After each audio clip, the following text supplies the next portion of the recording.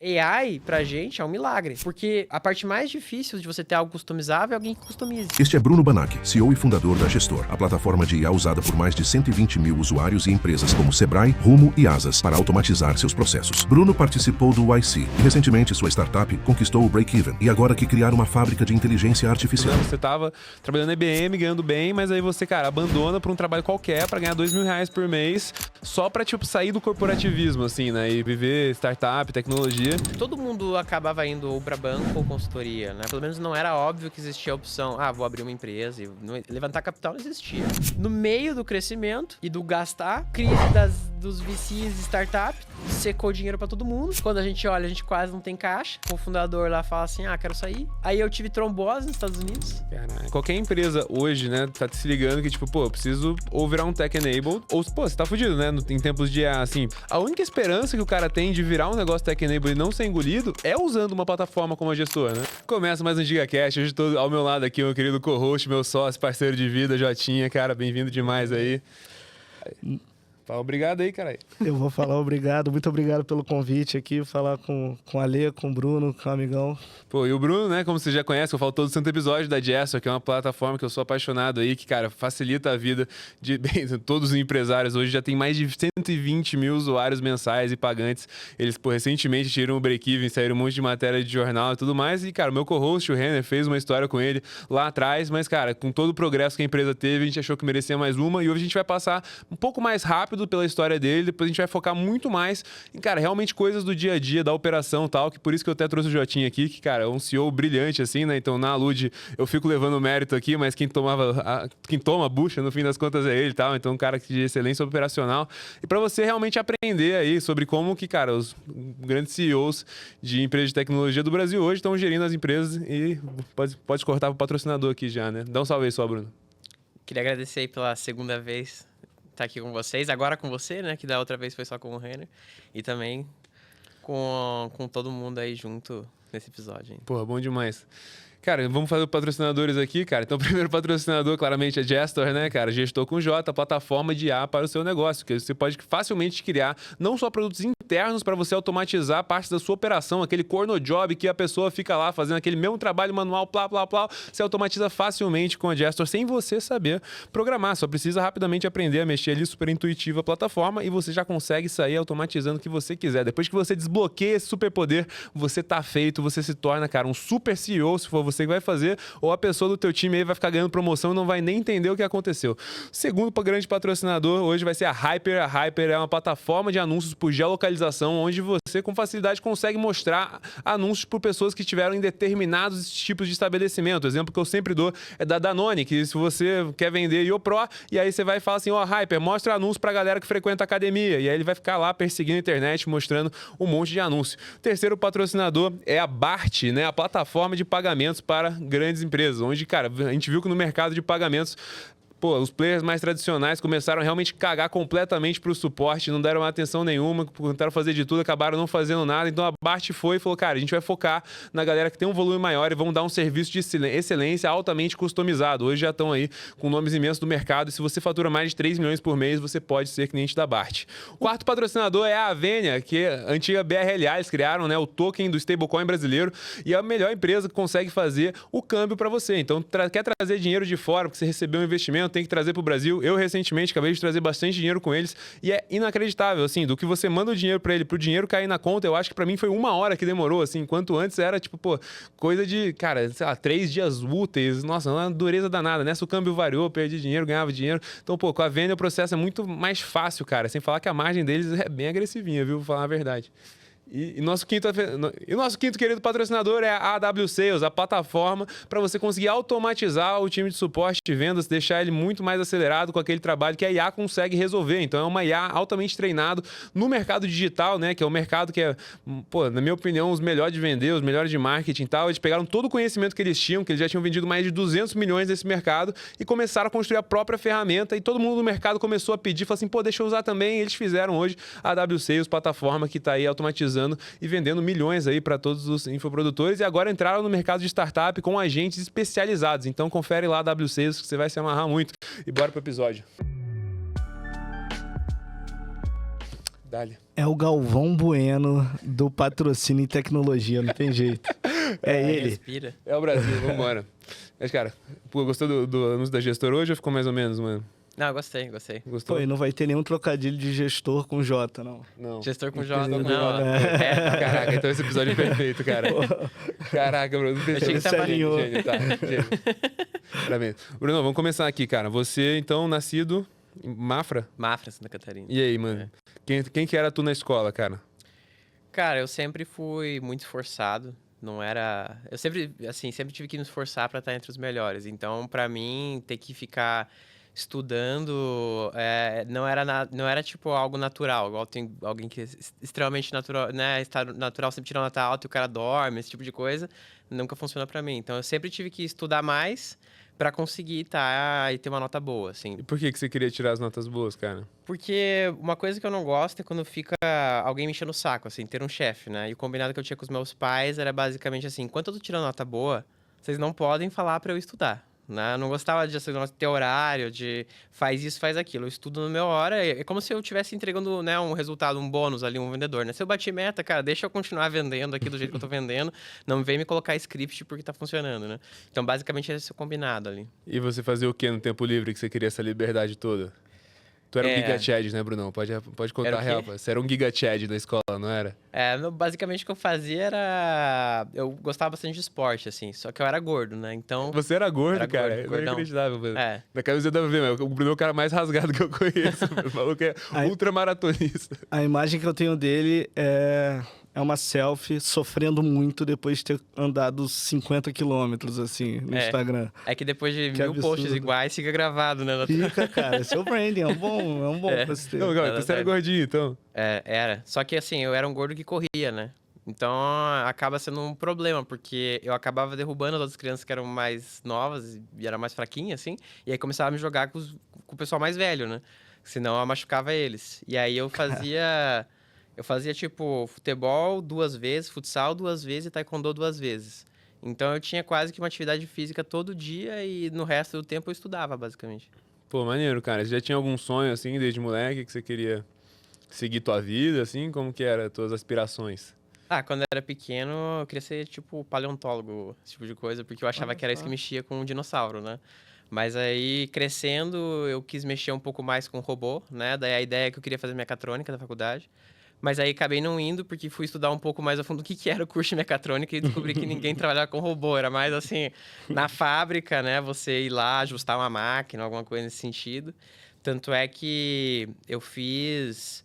Eu não sei se é qual do sistema é esse, que acho que é Senac, SESI, alguma coisa assim, que eu fiz manutenção industrial. Né? Então eu tenho um Do curso Senac? técnico do Senac que eu fazia à noite ainda, então era quarta, quinta e sexta à noite, se eu não me engano, eu fazia pra meio que testar, assim, né, se eu ia fazer engenharia ou não. Em casa, então, você arruma tudo, né?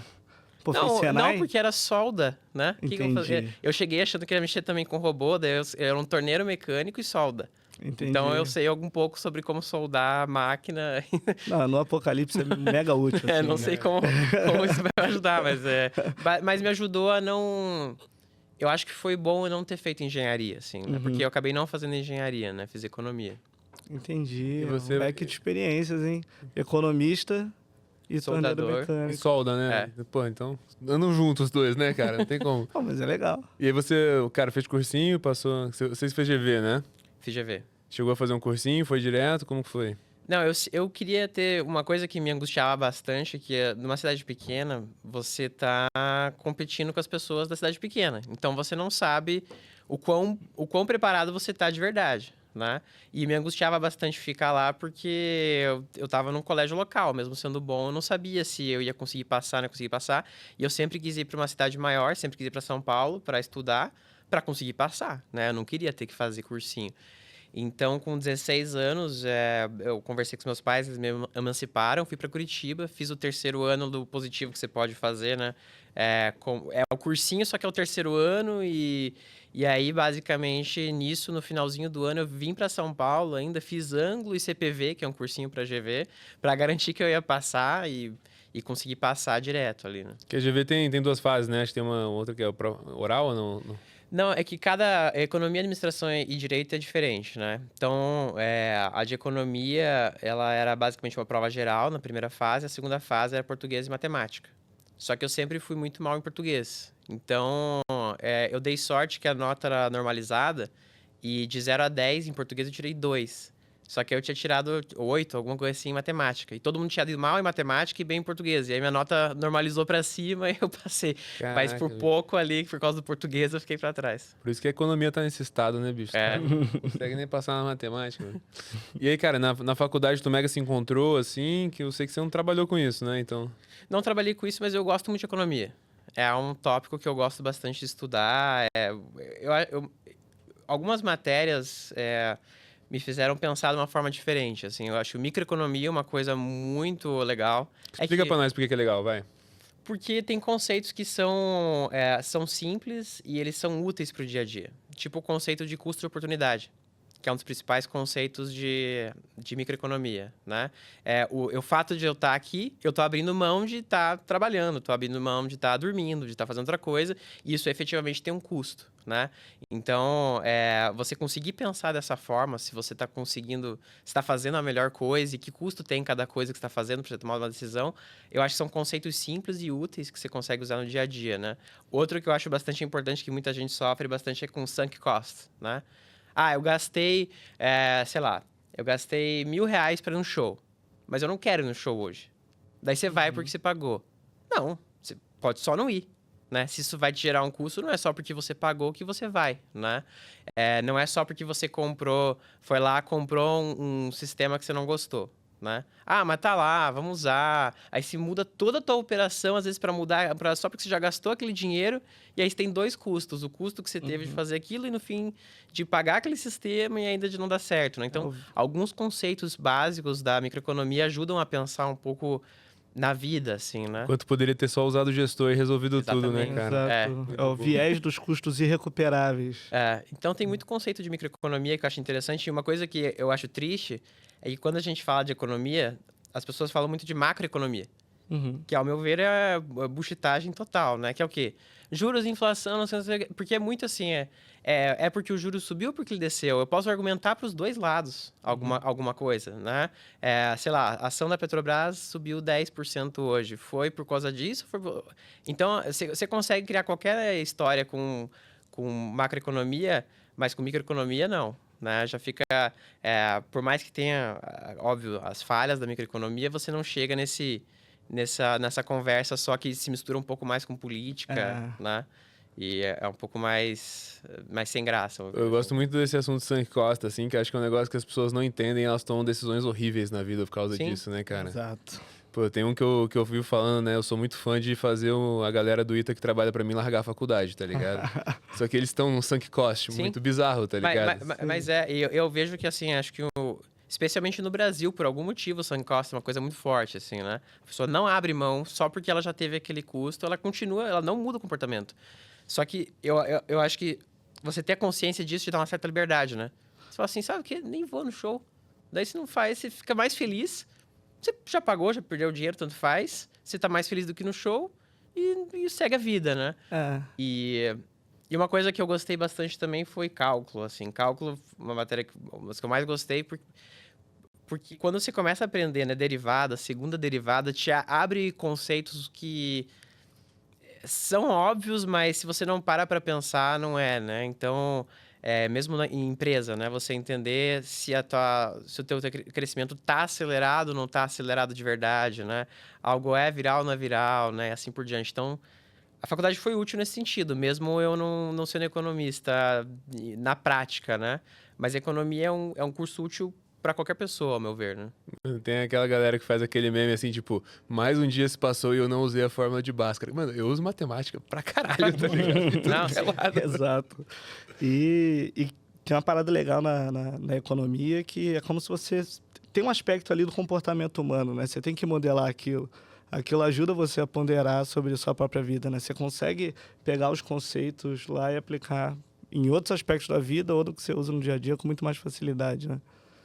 Basicamente, assim, tem algumas definições de economia que o estudo das escolhas com restrição, Uhum. tá? Tem, Se tem tudo um- abundante, tanto faz. Tem uma né? dimensão de comportamento humano ali também Sim. que torna interessante, né? Sim. Se fosse pura matemática, talvez não fosse tão interessante. Tanto é que as vertentes, elas brigam entre ou usar muita matemática ou zero matemática, Uhum. né? E aí tem a no meio do caminho também, e no fim todas estão erradas, todas estão certas ao mesmo tempo, né? Eu acho que é por isso que macro é mais interessante, assim, tipo, dar notícias melhores é mais fascinante para o ser humano observar o que ele não consegue controlar, né? É muito melhor. Você consegue controlar, então é ruim você ter uma opinião, porque aí você tem que fazer alguma coisa, né? Macro não, envolve aquela dimensão política e tem a ver com tudo, e é impossível de prever, de verdade. É aquela situação, né? Tá foda, né, bichão? É. Sofrido. Continuando aqui então, mano. E aí você já arrumou um estágiozão na facul ou não? Aí eu fui. Eu ainda tava no intercâmbio essa época. Pra e onde? Eu tava. Eu primeiro fui pra San Diego e depois fui pra Amsterdã.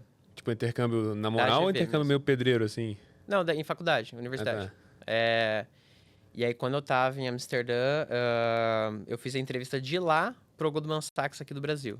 Fui no escritório deles de lá pra poder, né, para fazer o call, né, de lá, fazendo a entrevista pra cá. Aí estagiei um tempo curto no Goldman Sachs. Tipo, IB, assim? Eu tava em Equity Research. Eu fui muito pela marca, né? Basicamente, você quer trabalhar no melhor lugar que pode, né? Precisa ser popular nos teus amigos ali, né? Que imagino que lá na GV quem entrava no Goldman era... Não, todo mundo acabava indo ou para banco ou consultoria, né? Vamos dizer assim. Então, não é que tinha... assim, pelo menos não era óbvio que existia a opção, vou abrir uma empresa. Levantar capital não existia, né? Isso era 2014. Quem tava... Acho que uns anos depois... Aquela época daquele de compra e venda de produto lá... Buscapé? Buscapé. Buscapé era a startup do momento, né?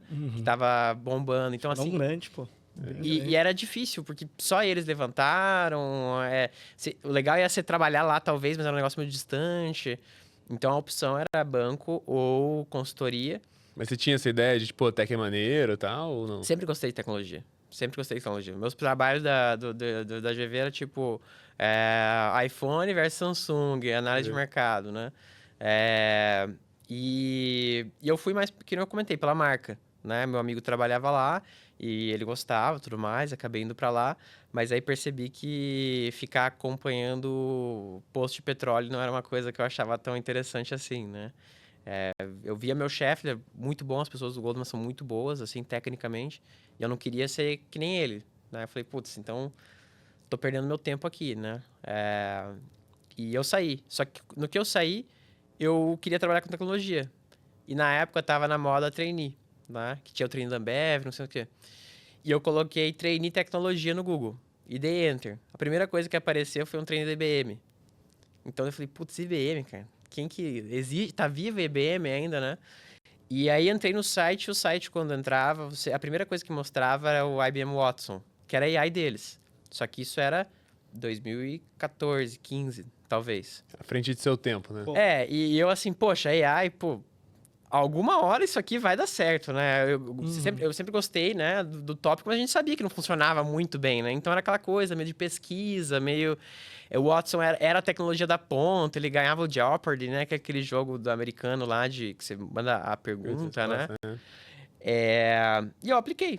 Apliquei e passei, né? E aí eu fiquei como trainee da IBM por 2 anos lá. E eu tentei trabalhar o máximo possível que eu podia com coisas relacionadas ao Watson, né? E foi legal porque foi interessante pegar como que era vender AI quando AI, vamos dizer assim, nem funcionava muito bem, né? Você era um negócio bem de vendas, assim, o trabalho. Era um trainee de vendas, né? Isso tinha gente técnica e não técnica misturado, né? E como que era esse negócio de, tipo assim, pô, trabalhar com vendas? Imagino que não era o que tava na tua cabeça, assim, né? Quando você tava na faculdade. Não era, mas era uma entrada para trabalhar com tecnologia, né? E no fim eu ficava falando de tecnologia com as pessoas, tá? Eu ia nas reuniões e eu ia acompanhado, né? Com o vendedor oficial, vamos dizer assim, né? Porque a gente estava em treinamento. E a conversa era o quanto de hardware eles iam comprar, né? Tinha a Nextel, que era um dos clientes que a gente ia. Então, quanto de hardware ou quanto de pacote de serviço. E o legal é que eu fui aprendendo muito do tipo, como que você faz essas vendas enterprise, né? Que para aquele cara enterprise, $100 mil por mês não é nada, né? Então, vira um arredondamento ali naquela fatura que ele está jogando. E aí, como que o vendedor fazia? Para às vezes ele te vendia... O mainframe é um produto da IBM, né? Oficialmente, é que o pessoal usa como genérico de servidor, né? Mas mainframe é um produto da IBM. Como que ele vendia um mainframe para o cliente, que não dava, às vezes, muita comissão para ele, né? E ele jogava mais uns 10 produtinhos cloud lá, que, às vezes, na soma, davam, tipo, vamos dizer, 80 mil ali por mês. Só que aquele produto, ele tinha, tipo, 50% de bônus, mais uns acelerador, né? Naquele grandão, que era a fatura de 10 milhões, ele não tinha bônus. Então, eu ia aprendendo, porque parece meio absurdo, né? Como que o cara não vai, sei lá, checar, ver o que está acontecendo, e você via aquela dinâmica, né, da empresa grande comprando, o que ela se importava daquilo, por que aquilo era relevante, não era? Ele comprava mais porque ele gostava do vendedor ou não gostava, ele comprava mais porque... uma frase que eles usam bastante, né, que é ninguém nunca foi demitido por comprar a IBM, né? Então, se tem lá a startup X competindo com a IBM, no caso, né, que poderia, com IBM, Google, quem for, essa outra startup sempre é esmagada pela marca ou pelo medo da empresa grande de fazer um erro, né? De ficar por trás de um projeto que não dá certo, de uma empresa que morre e tal. Então, você aprende um pouco disso. Acho que isso foi interessante, né? Menos pela venda, né? A venda que eu fui acabar fazendo depois era mais uma venda mesmo. Aquilo era mais um relacionamento eterno, assim, porque a IBM já tem esses clientes há anos, né? Então era mais como que ela consegue ir expandindo aquilo, né? É muito mais account manager, assim, né? Então, tipo, você aprendeu, cara, fundamentos de venda casada 1, fundamentos de venda enrabada 2. Não, mas você vai aprendendo, assim, um pouco do tipo, até como que o vendedor opera, né? E uma coisa que os melhores vendedores, vamos dizer assim, quem mais tirava bônus, falava, cara, você tem que aprender quais são as regras do bônus, né? As regras do bônus são essas, é aqui que você vai jogar, né? E era assim que quem ia bem, vamos dizer, operava. E algumas outras coisas que você vai pegando, assim, que acho que me surpreendiam, né? Então, o cara vai vender um produto que é, tipo, $2 milhões. É o preço de um carro esportivo, né? Vamos dizer assim. O cara mandava um PowerPoint de 1992 pro cara, tudo zoado, errado. Você fala, caramba, você tá vendendo um negócio de $2 milhões numa apresentação horrível, né? E aí umas coisas que você vai vendo o que no fim importa ou não importa pro cara na ponta. E o que importava de fato, assim, cara, se você for fazer um breakdown? Importava mais pro cara a segurança, assim, e ele não ter que se estressar com nada, assim. Tipo, a marca era uma parada bizarra, assim. A marca e, tipo, cara, vocês vão fazer tudo, né? Tipo, a IBM ela já entregava o serviço, o software, o hardware, tudo num pacote só, e o cara não tinha que fazer quase nada, né? Então, ele só não quer que no final de semana pare de funcionar a operação dele porque deu pau, né? Alguma coisa. É uma técnica diferente a venda enterprise, porque em vários casos o seu cliente é o seu usuário. Nesse caso, o seu cliente não é o seu usuário, né? Seu cliente é no enterprise cara, o decision maker que tem aquele orçamento disponível que pode assinar. E para ele, cara, outra coisa vai ser importante. Você vai ajudar ele a ter uma promoção, ou você vai pelo menos ajudar ele a não ser demitido. Então não dá problema, né? A inércia puxa muito, muito forte. E o vendedor é tipo um precificador na ponta mesmo, né? Você tem que saber montar o pacote pro cara. E a empresa vai criando um incentivo ali por trás, através desses aceleradores e bom. Uma coisa legal que eu aprendi bastante, eles são muito bons vendedores, né? Pelo menos historicamente a IBM era muito famosa por formar muito bons vendedores, né? E eles eram muito bons em descobrir uma informação que eles precisavam para fazer a venda que o cara não queria dar, né? Ou ele estava tentando esconder. Tipo, qual é o seu budget? Né? Como que o cara chegava e conseguia o budget? Né? E às vezes não era o cara que estava na reunião, era o cara... Às vezes a gente ficava mais meia hora no cliente e ele conseguia a informação de uma outra pessoa que estava na mesa lá. Então, né, eles tinham formas de conseguir chegar no resultado que eles precisavam que dava essa vantagem para eles, né? De conseguir daí chegar com a proposta. Se ele tem 1 milhão, eu consegui colocar 990 na minha proposta, né, e fechar, né? Não chutei pra cima e perdi o deal, e não chutei muito pra baixo e perdi meu quarter, né? Vamos dizer assim. Quando você aprimora um processo por 40 anos, cara, ele fica fascinante, né? Sim. Você entender que você tem que ter quase um agente de inteligência para descobrir o orçamento, isso é importante no processo de compra, e você vai melhorando aquilo, né? É valioso. Mas assim, hoje olhando, já viu, pô, provavelmente outras operações de venda e tal, né, cara? Sei lá, eu argumentaria que o vendedor da IBM não é o melhor vendedor, sei lá, em geral, assim, né? Porque é um produto muito mais fácil de vender, né? Você chega lá, o cara já meio que tá com a intenção, o cara já é cliente, né? Então... Tá. Eu acho que funciona talvez se for um negócio mega enterprise, assim. Exato. Tanto é que o que aconteceu no fim, né, que, pô, tinha muita gente legal e boa que fez aquele treino junto comigo, né? Agora o pessoal tá na AWS, tá em vários lugares, exato. tá no Google, tá espalhado nessas outras empresas que também são vendas enterprise, né? Porque quando tem um vendedor na AWS, provavelmente esse cara já tá vendendo para os maiores clientes do Brasil, né? Sim. Então, é bom para quê, né? Se colocar esse cara numa startup, ele morre. Morre. Eu quase levei uma advertência da RH porque eu marquei uma reunião 5h30 na sexta. A moça me reportou falando que isso não é um absurdo. Na IBM? É assim? Não, sem noção também. Ah, Né? Pô, 5h30. Poxa, mas é horário comercial. Mas assim, tipo, beleza, ela me falar pra mim, pô, não marca mais. Mas ela me reportou pro RH, basicamente, né? Caramba. Mas você falou um negócio que eu achei bem interessante, né? Que a IBM, pô, ninguém nunca foi demitido por contratar a IBM, né? Alguém já foi demitido por contratar gestor? Até hoje, só por não contratar gestor. Maravilhoso. Foi promovido.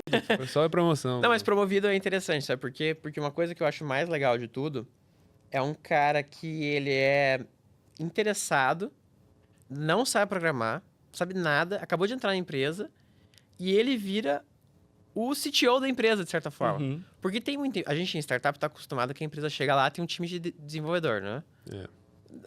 A empresa normal não é, ninguém programa. O cara do TI ele vai arrumar a impressora e o Wi-Fi, né? Se tem o cara do TI.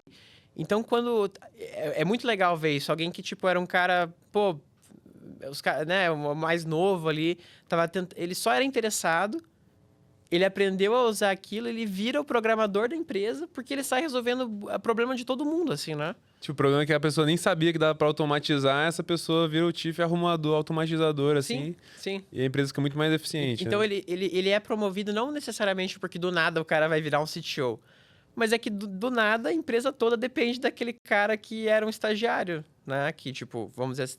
Quando eu falo estagiário é porque o cara muitas vezes é um estagiário mesmo, porque precisa de força de vontade, bom senso e é isso pra coisa funcionar, né? Porque eu digo bom senso porque tem gente que também tem muita vontade, mas você tem que entender um pouco do... Tipo, olhar pro processo da pessoa e transformar aquilo num processo minimamente viável com a tecnologia. Não adianta deixar mais complicado do que já era, né? Sim. Pô, mano, é uma parada que eu acredito muito. E vocês, pô, eu vou ficar fazendo publi do bagulho aqui mesmo porque eu acho foda, tá ligado? E eu vou falar a real. Eu acho que, cara, qualquer empresa hoje, né, tá se ligando que, tipo, pô, eu preciso ou virar um tech-enabled, né? O tech, pra quem não sabe, é uma empresa que, tipo, não é uma empresa de tecnologia, mas usa tecnologia pra empresa ficar muito mais eficiente e tudo mais.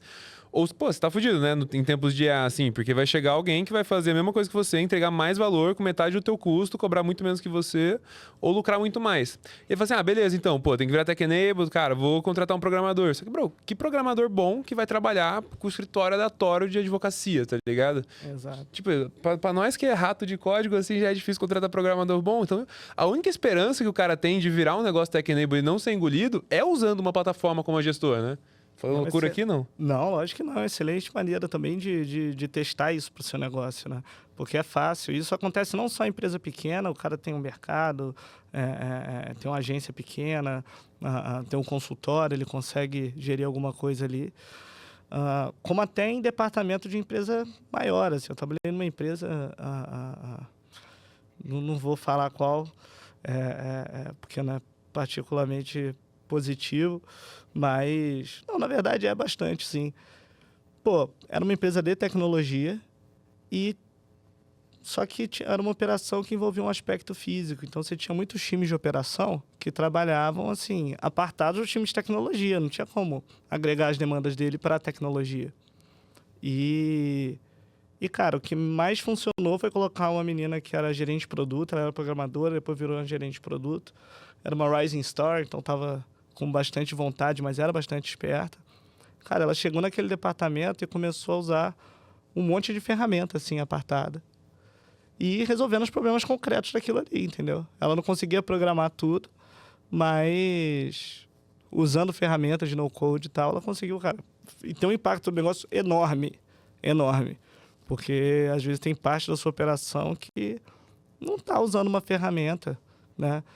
Que poderia estar usando, tendo um pouco mais de autonomia, muito atendimento, isso acontece. E até alguns sistemas de venda, assim. Então, pô, eu apoio demais. Se você não usa aí a Gestor, tem que usar, cara. Gestor com J. Estou com J, pô. Olha, isso aí dá pra cortar anúncio, hein, se quiser. Ficou fera esse daí. Mas, boa, ô Bruno, continuando aqui, por que você sai da IBM agora? Porque eu queria trabalhar mais com o Watson, que é o AI, né? Basicamente, o que eu falei para eles, eu estava no time de vendas e eu falei para eles, lá, a IBM Brasil tem um detalhe, o Brasil foi o primeiro país fora dos Estados Unidos que a IBM tem escritório. A época que a IBM expandiu para virar uma multinacional, né? Vamos dizer assim, era a época que o Brasil era o país da potência, né? País do futuro. País do futuro, né? E assim por diante. E a IBM apostou no Brasil pesado, né? Então ela veio para o mercado brasileiro muito cedo, se eu não me engano, ela até participava do censo, ou votações, esse tipo de coisa. Por isso que eles precisavam dos computadores na época, posso estar enganado, mas era alguma coisa nessa linha. E ele veio muito forte para o Brasil. E por isso, o Brasil também é um dos poucos países que fora dos Estados Unidos tem um laboratório de pesquisa. E a pesquisa no Brasil mexia um pouco com o Watson, né? Eles mexiam os estudos, acho que tinha a ver com petróleo, também alguma coisa lá, mas era muito, também tinha uma parte de inteligência artificial. E eu falei para eles, sentei lá com o meu chefe da época, falei, quanto tempo, o que eu tenho que fazer, né? Para eu conseguir ir trabalhar em pesquisa, em AI, né? Isso em 2016, 15, 2016, 2015. E ele falou assim, não, claro, acho que uma hora você consegue fazer, não, uma hora quando? Ele falou, talvez daqui 5, 10 anos. Eu falei, não, cara. Assim, tipo, 5, 10 anos eu fazendo... Tipo, não é 5, 10 anos eu sendo, sei lá, estagiário de research. É 5, 10 anos eu fazendo vendas para eventualmente fazer alguma outra coisa. E... tudo muito lento, né? Então, algumas outras coisas em empresa grande, assim, que também acaba que eu não... A empresa grande, às vezes, ela... Isso não é necessariamente da IBM. Ela vai... Quem tem motivação para fazer as coisas, ele vai morrendo aos poucos, assim, né? Porque ela vai te matando, né? Se faz um projeto, aquele projeto nunca dá em nada. Se avança um negócio, alguém se esforça para aquilo desavançar, porque vai atrapalhar depois alguma outra coisa que ela tem, tipo, uma garantia. É quase que um governo, assim, de certa forma, uma empresa grande, né? E eu não tinha muita paciência para politicagem, empresa grande, nada. E aí, o que aconteceu, que eu saí, eu tava meio irritado com essa situação, não queria ficar, uma coisa o cara me falar, tem esse caminho aqui, daí você vai pra research e tudo mais. Não queria esperar, e eu fui falar com um amigo meu uma noite, assim, e ele tava trabalhando na Voxus. E ele tava gostando bastante de trabalhar lá, e aí eu falei assim, vou trabalhar lá também. Pra onde é o meu currículo? Ele falou, a gente não tá contratando. Eu falei, não perguntei se tá contratando. Perguntei se é pra onde eu consigo mandar meu currículo. Daí ele falou, vou ver lá e tal, mas manda pra mim, qualquer coisa em caminho. Quem que era esse amigo? É o Perrucho. Salve pro Perrucho. Que foi um dos primeiros clientes do gestor também. Animal. E ele tava trabalhando lá e ele encaminhou o currículo. E aí o Anderson, na época, né, ele mandou uma proposta, tipo, não tem vaga de vendas, mas a gente tá vendo aqui, ia ser, sei lá, era tipo R$2.000. Você tirava o quê na IBM? Uns 3? 10. 10? 10, Porra, por aí. Forte, então. Não sei, era bastante, assim, na época, porque o treino pagava bem, né, e tinha plano de saúde do Bradesco, tudo bom, paga bem, assim, isso não dá pra reclamar, paga bem, assim. E era tipo 2. Aí eu aceitei. Só que nisso, eu acho que o Anderson ficou meio desconfiado. Tipo, pô, o que esse cara... O cara fez de eventos que... Eu mandei 2 e o cara aceitou, né? Ele falou, tem uma coisa errada com o cara. Então tava um negócio meio ainda, tipo... Não tava... Ele tava achando estranho, porque... É vontade demais, né? Eu não sei se porque naquela época era mais ou menos essa linha. E aí meio que eu tive que... Eu fui... Meio que porque esse meu amigo também meio que me empurrou, assim, pra dentro, né? Ele meio que falou, não, dá uma chance aí. Se não der nada, não deu nada, né? Tipo... Não perde nada.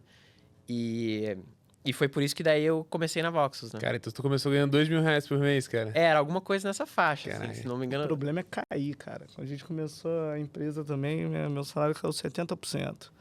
Nada que eu ganhava antes. É que eu não gastava nada. Então, assim, Isso é ótimo. gastava pouco, né? Não é que eu não Sim. gastava nada, mas gastava pouco. Então, meio que eu falei assim, cara, se eu ganhar 2.000 por aqui, por esse tempo, eu consigo me sustentar. Eu gastava mais que 2, né, no mês, Sim. só aluguel, etc. Mas eu consigo me sustentar por um tempo até... Ele me falou que pagava, tipo, bônus não, mas comissão, né, e tal. Eu falei, não, pô, comissão eu me viro, né? Se você... a base podia ser 0 se você me pagasse comissão, né? Inclusive, eu não consigo entender por que é tão difícil, especialmente no Brasil, contratar via comissão. Pô, se tem, sei lá, vou vender, né, vou vender lá o serviço, produto da Lud. Se você me falasse que a minha comissão é, sei lá, 50% e a minha base é 0, eu falo, beleza, vamos atrás. Claro, o ticket de R$10 não dá, né? Uhum. Você tem que vender igual um maluco todo dia. Se for rápido de vender alguma coisa simples, beleza, ok, até vai. Eu não entendo, as pessoas não aceitam. Pelo menos eu não consigo contratar muito na comissão. Não sei se vocês já tentaram e tiveram sucesso, mas... Você tem que fazer um balanço para, tipo, a pessoa... Qual que é a expectativa que uma pessoa tem que ter de venda no mês para ter uma faixa salarial compatível com o que você requer ali do processo, né? Não, sendo razoável, sim. Você Mas tem que fazer eu- a conta, mas eu acho que o pra vendedor- pessoa no final ganhar um dinheiro O vendedor tem que decente, ser um bom. pouco maluco, assim, né? É. E eu, tipo, porque você não consegue sustentar uma comissão de 50%, 70%, por exemplo, né? A gente meio que lá media nos dois, assim. Então tem uma comissão bem agressiva. Até porque o ticket não é muito alto, ainda mais na primeira venda, assim, mas no upsell. Mas dá um salário na moral também. Aí, Mas a outra coisa no peso, assim, é meio que, tipo, pô, a gente quer... Por outro lado, sei lá, no jeito que a gente trabalha a vida toda, em geral, cara, não tem muito venda fria, né? Que é assim, esse negócio, tipo assim, pô, você é exato. meu afiliado aí, vai lá e vende o bagulho e se Exato. vira, né? A gente tá fazendo um puta investimento de marketing pra gerar lead e o cara já chegar meio que na boca do gol e o vendedor só tá. dá um totozinho, Exato. tá ligado? Tá, entendi. exato. Então, pô, nesse caso é meio difícil de você entender, cara, quanto da venda eu atribuo pro vendedor, quanto tá. que fica pra mim. Tudo Não, mais. é que a sim. gente trabalhava lá no... Vocês era uma eram selva, né? A geração de demanda era com o time de Não, vendas, né? era achar e Entendi. conversar e vender e depois continuar vendendo. Não chegava uma base de leads, né? Com o cara já pronto ali. Inclusive, eu Saquei. quase trabalhei com o Bruno nessa época pra fazer Sério? justamente esse trabalho de fazer os Eu leads te chegarem conheci prontos. nessa época Eu tava também. querendo os leads, né? Com Você DD. dizer, É. Cansado de mandar call de e-mail. Pô, não, aí beleza. Aí Não, é 100%, você precisa né? só de maluco, né? Que antes da gente passar para essa próxima fase, cara, eu queria fazer uma história interessante daquilo que você falou, que é muito curioso, né? Você tava trabalhando na IBM, ganhando bem, mas aí você, cara, abandona para um trabalho qualquer para ganhar R$2.000 por mês, só para tipo, sair do corporativismo, assim, né? E, pô, viver startup, tecnologia, que hoje tem muito mais startups, não acontece muito mais, né? Mas, cara, tem uma analogia, assim, de quanto que não funciona muito bem esse negócio de, cara, departamentos e a galera da empresa grande se ferrando, que é a história de como que a Sony perdeu a briga do iPod. Vocês já viram essa aí do livro do Steve Jobs, mano? Eu tô lendo esse livro, eu achei muito interessante, assim, porque a Sony, ela, cara... Tem empresa de tecnologia, ela era o maior produtor de MP3 e ela tem a Sony Studios. Então ela tinha todos os muitos artistas já e tal. E a Apple, que não tinha nada disso, se meteu e ganhou a briga, tá ligado? Com o iPod, assim. E aí no livro conta que o principal motivo é porque dentro da Sony, cada parte da empresa tinha o seu próprio P&L, né? Então a galera, tipo, não queria que a outra coisa desse certo. Falou assim, cara, eles fizeram um negócio do iTunes lá, que você conseguia comprar só uma música por $1 e tal. E aí, pô, tinha um outro lado da Sony que era quem vendia CD, né? Falei assim, cara, não, nem fudendo que a gente vai fazer isso, tá maluco? A gente vai canibalizar o nosso próprio negócio. E enquanto o Steve Jobs tinha muita filosofia de, cara, vamos canibalizar o nosso próprio negócio, senão outra pessoa vai canibalizar por nós, tá ligado? Então, pô, pra você ver como é difícil, assim, pra maioria das empresas conseguir se manter competitiva e muito por isso que as startups ganham, né? E que temos a gestora aí destruindo os gigantes do mercado. Graças a Deus. Mas boa, continua, vamos lá, vamos seguir pra... Agora na Voxus, né? Você entra lá de vendedorzão tal, uma venda completamente diferente. Como foram os primeiros meses? Lá era mais venda mesmo, né? Era meio que tipo. Basicamente assim, a gente faz isso aqui. Agora o resto é com você aí. Né? Então, era basicamente assim, tem que ir atrás de e-commerce e tentar vender para eles. Era essa, né? Esse era o que a gente tinha que fazer. E aí, no começo, basicamente, eu ia, sei lá, colocava lá uma categoria de produto, ou ia no EBIT, né? É EBIT? EBIT, como que é aquele prêmio lá que tem o EBIT, né? EBIT e Gold. Daí ia no EBIT. Acho que é EBIT, de tem e-commerce. Esse também, sim, Não sei, mas é lá EBIT Gold. Daí ia lá na primeira empresa, sei lá, americanas.com. Daí, primeiro eram os maiores, né? Até o menorzinho de e-commerce possível, ia lá, tentava achar o e-mail da pessoa, tentava ver quem estava em marketing no LinkedIn, e aí começava cold e-mail. Testava um modelo de e-mail, outro modelo de e-mail, outro modelo de e-mail. A pessoa, às vezes, topava falar, daí você basicamente ligava para a pessoa, não tinha muito... Call não tinha muito, não era muito normal você fazer um call na época, né? Então, você meio que ligava. Depois foi ter ali Skype um pouco mais para frente Meets. Mas era cold e-mail total, assim, né? Não só cold e-mail, mas era meio, se for e-commerce tá valendo, esse é o produto. Depois que a gente, né, o Anderson conseguiu, ele reajustou o produto para uma coisa que ficou mais fácil de vender, né? Quando a gente mudou da estratégia acho que inicialmente era CPC, daí a gente mudou para ser por CPA, né? A gente cobrava só quando vendia e tudo mais, isso ajudou bastante também. A gente definiu um pouco melhor o que era o ICP naquele momento. Ali que a gente conseguiu, foi mais fácil vender e deu uma deslanchada. Bruno, vou ter que fazer uma pausa aqui, galera. CPC, custo por clique, é um jeito de você cobrar, né, de anúncios e tal. Você cobra sempre que a pessoa clique. CPA é custo por aquisição, que você cobra quando tem uma conversão de fato, você só ganha no sucesso. Então, um tanto mais fácil de vender ICP é Ideal Customer Profile, que é o teu cliente ideal, a pessoa que você está buscando, que mais tem o fit com o teu produto, que mais tem chance do teu produto gerar valor para essa pessoa. Tu mandou 3 seguidas aqui, bicho. Né? Tava sem nada, daí de uma vez só, né? Glossário da Startup Holândia, mas é impossível fugir, né? Porque faz muita diferença. Tô quase virando cliente, daqui a pouco eu viro cliente da Voxus agora. Viu? E aí foi apresentar esse modelo de negócio recentemente. E é bem mais fácil você precificar, né? Enquanto empresa, você tem quanto que você pode gastar por cliente. Então, todo mundo fala na mesma língua, né? E era uma venda que eu gostava, era legal de fazer. Acho que tem um pouco... Era muito mais emocionante a venda, né? Porque não é que nem assim, tô vendendo pro Itaú, que já me conhece há 40 anos e tô lá vendendo mais um negócio. A gente ia presencialmente. Sempre que conseguia, a gente ia presencialmente fazer a venda. Né? Então a gente ia no escritório da empresa lá e falava, mostrava. Não tinha o que mostrar também. Isso que era interessante. O que eu vou mostrar? Vou mostrar uma venda acontecendo? Né? Não tem muito o que mostrar. Vou mostrar um banner seu, você sabe como é seu banner. Então era só na conversa, basicamente, ali que você ia explicando, né? Como que funcionava, tudo mais. E o competidor é quem? Google, Facebook. Né? Porque o cara tem 100 mil para gastar em ads. Sim. 50 tá no, sei lá, era 70, 30, 60, 40. O Facebook era meio pequeno na época ainda, nos e-commerces, né? Então, você tem que tirar dinheiro de alguém. Não é que ele vai colocar mais 20 mil em você, né? Claro, tinha alguma empresa ou outra maior que falava assim, que era o famoso ROI 10. Que 10% da venda, né? A gente travava, vamos dizer, que era o que eles chamavam de ROI 10. Era assim, deu ROI 10 é infinito, né? Então, se você vender 1 milhão a ROI 10, que seria assim, né? 1 milhão, daí 100 mil pra gente, né? Tá ótimo, né? Mas eram casos mais raros, né? Claro que para todo mundo que trabalha com anúncio sabe que é decrescente, né? Quanto mais você gasta, quanto menos mais você converte. gasta, mais caro fica para converter, né? Sim. E por consequência, menos você converte, né? Então, meio que se equilibra naturalmente, né? Mesmo quando você coloca o infinito, né? Nunca chega no infinito. Pô, esse é um erro clássico da galera, né? Fala assim, tipo, pô, mano, só botar mais dinheiro que vende mais, né? Mas não é bem assim, né? Porque o negócio é um mais leilão. triste que isso, né? Você tem a tua campanha funcionando bem ali. Na semana seguinte, ela para de funcionar. Exato. Por que ela parou? Aí você vai, refaz, mesmo tema, tudo troca lá, começou a funcionar bem de novo. Você fala, É né? complicado. É Então, complicado. Mas você supostamente é saturação de criativo, não? Que a Pode ser galera mil fala? coisas. É, pode ser é igual público. macroeconomia, né? é Exato. igual. Exato. E aí a gente inicialmente competia com agências um pouco. Hoje em dia acho que é mais um esquema de parceria, não sei como tá, mas na época competia.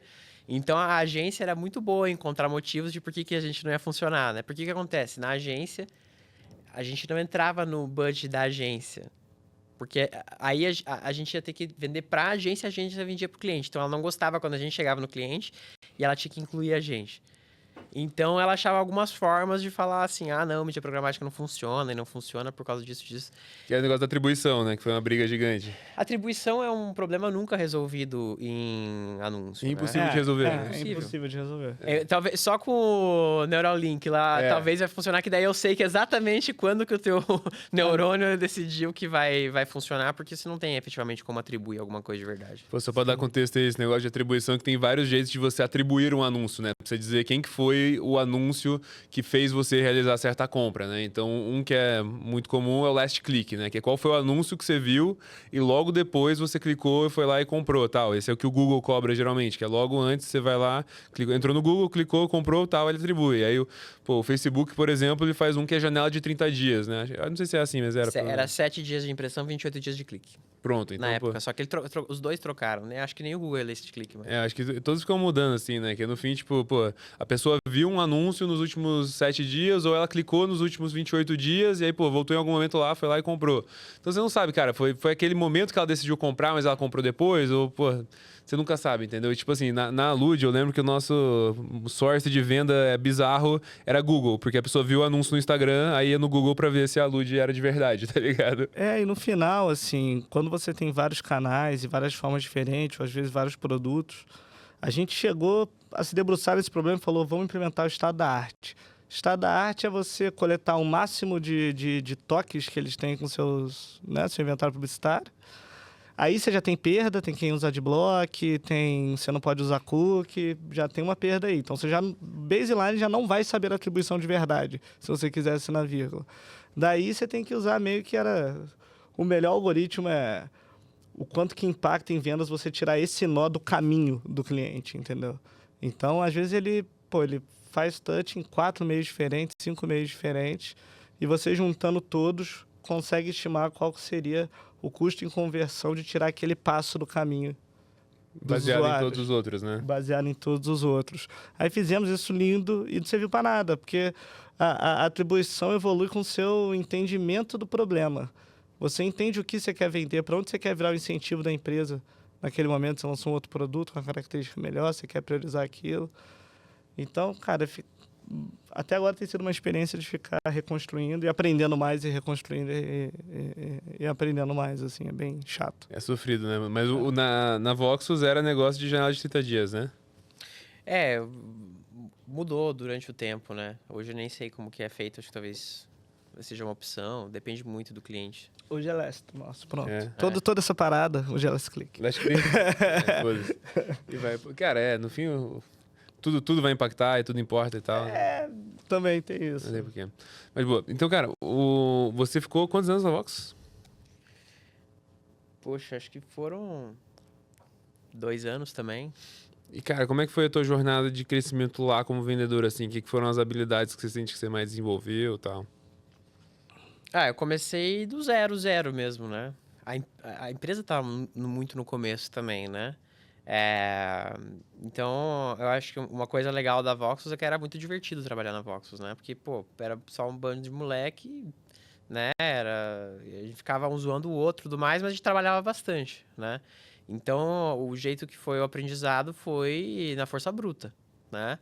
Foi, tipo, tentando mandar o e-mail errado, aqueles caras, como você conseguiu meu e-mail, né? Sempre aqueles caras do cold e-mail, assim, meio desesperado e levando pancada, e errando, acertando. E a gente foi gradativamente crescendo a receita, né?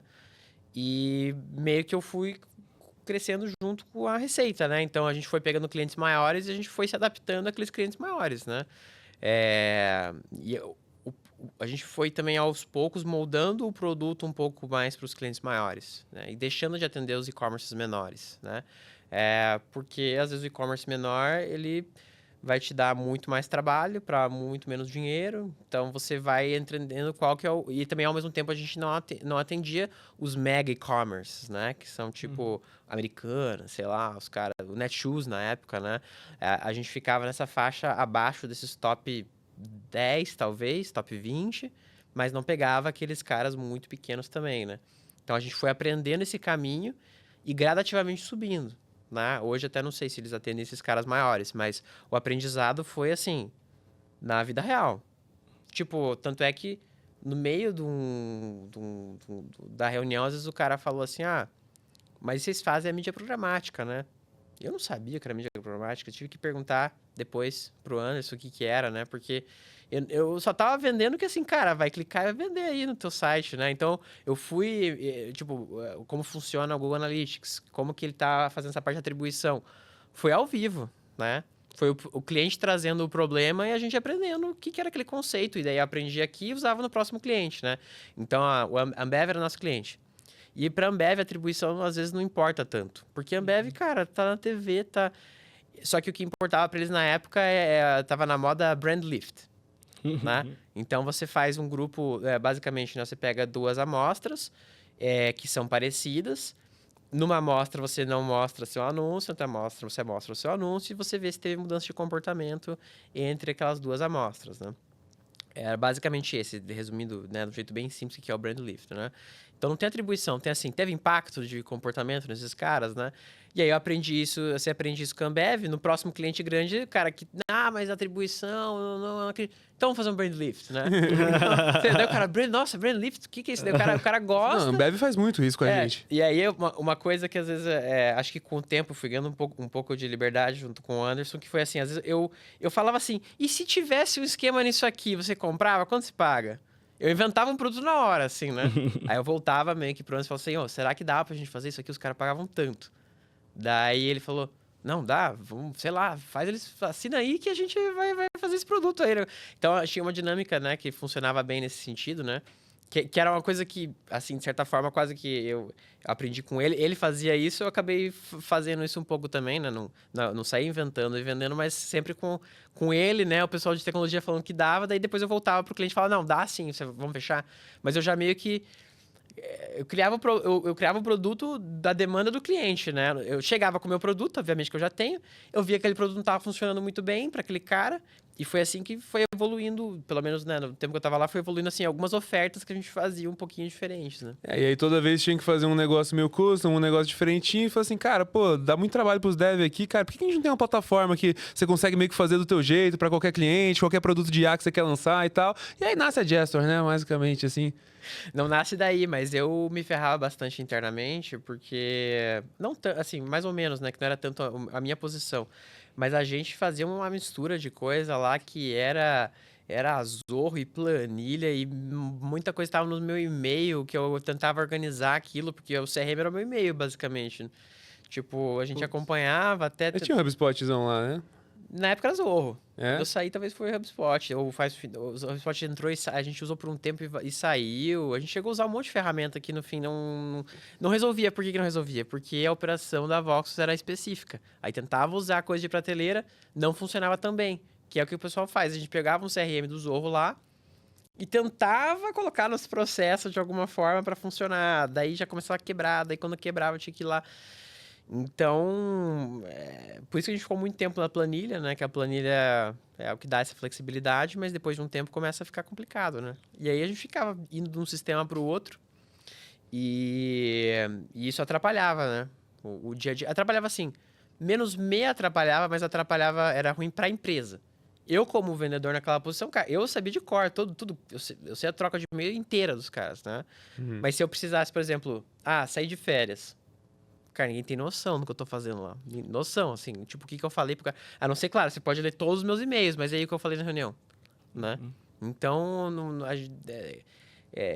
era talvez um erro meu como vendedor operacional de não fazer, porque meu foco era vender, era falar com o cara, era vender, era ir pro próximo upsell, não perder um cliente, né? Então, era legal que às vezes o cara era mais emocionante, né? Vender em startup, né? Então, o cara ia cancelar e você consegue, depois de 1 hora ali brigando com o cara não cancela, né? Quase uma venda nova. Então, tinha umas coisas legais que acabavam acontecendo, assim. E aí, cara, passa 2 anos aqui, você, pô, quebra o pau com o Anderson, vou seguir meu próprio caminho.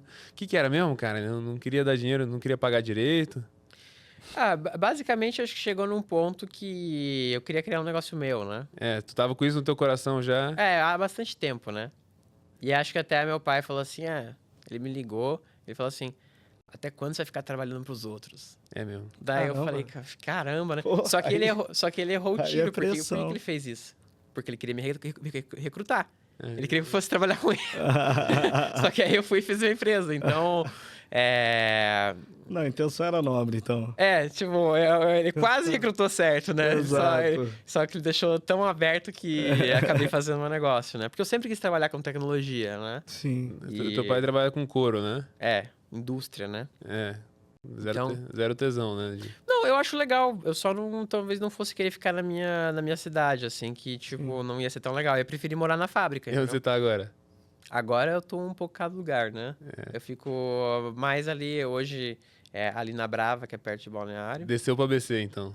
Mais ou menos. Mas meu plano é o quanto antes voltar pra São Francisco. Né? Você ficou morando um tempo em São Francisco depois. E aí, cara, eu lembro que logo depois que você saiu da Voxus, cara, a gente encontrou, você foi lá num Gigabyte raiz, né? Que o Brunão, pra quem não sabe, a gente é parceiro de longa data já, né? Acho que a gente se conheceu, 2017, talvez? Foi na Voxus. Você naquela foi época quando lá. você foi trabalhar na Voxus, né? Que eu ia trabalhar na Voxus, né? Mas o Anderson, pra eu largar meu emprego, falou assim, não, eu vou pagar 9 mil na época, era. Aí eu falei, não, então eu vou largar o emprego então. Aí no dia seguinte, falou assim, não, mas os primeiros 3 meses é 6. Tinha essas. Eu fiquei, mano, que papo é esse, velho? Aí eu fiquei puto, mas enfim. Mas aí, cara, eu lembro que você foi no Gigabyte, você vai lembrar disso também, você falou, pô, o que você tá construindo, Bruno? Você falou assim, tipo, cara, tô fazendo um RP pro brasileiro que quer dar golpe, tá ligado? Eu tô fazendo um sisteminha que é mais fácil o cara fazer o caixa 2. Ipsis literis. Não era que bem é esse muito pitch. flexível. O pitch era o seguinte, eu acho que tem muito... O software, às vezes, ele fica muito fora da realidade da empresa, né? E a ideia inicial era criar um ERP pro Brasil real, né? Então, o foco inicial era aquele tiozão de empresa, assim, que ele quer fazer do jeito meio torto dele, que ele não sabe. Então, era muito do gestão do seu jeito, né? Por isso que o gestor com J, né? Não é uma homenagem direta ao J, só um segundo efeito ali escondido que a gente deixou. Mas era esse tiozão, para quem conhece, né? Vamos dizer, o empreendedor real do Brasil, você sabe que o cara, ele se ferra inteiro, mas ele não se organiza às vezes, né? Então a tese era assim, cara, eu vou trazer um sistema que, no mínimo, deixa ele se organizar um pouco, assim, e é mais flexível, em vez... Cara, ele não quer sentar para entender como funciona o RP nem nada. E eu falo empreendedor real, mas assim, pode ser desde uma padaria até uma indústria faturando milhões, né? Pô, empresa familiar, para quem conhece aí, às vezes é gigantesco, e a gestão é ali na artesanal, Zap, né? É 100% no olho do dono, né? Que funciona enquanto o dono tá lá, né? Então, era essa a tese inicial, né? Então, a flexibilidade... É que os casos iniciais das pessoas que traziam também era muito assim, mas eu consigo fazer, então, aqui um controle meu, né? Aí você fala assim, não sei, o sistema permite tudo, né? Exato. E assim... A gente só registra. A gente não sabe quem tá na outra ponta, às vezes, né? E tem um caso que era engraçado que um cliente não ligou a câmera, era um Gmail esquisito, assim, e ele começou a ver o sistema de vocês e tal, porque eu não consigo encontrar nada pro meu segmento e tudo mais. Não, beleza. Aí, tipo, como que é a tua operação? Eu falei, não, minha operação, eu tenho uns vendedores que me representam na rua, precisava de um negócio pro celular, tudo mais. E aí, tem como eu colocar um campo assim de quilos ou gramas?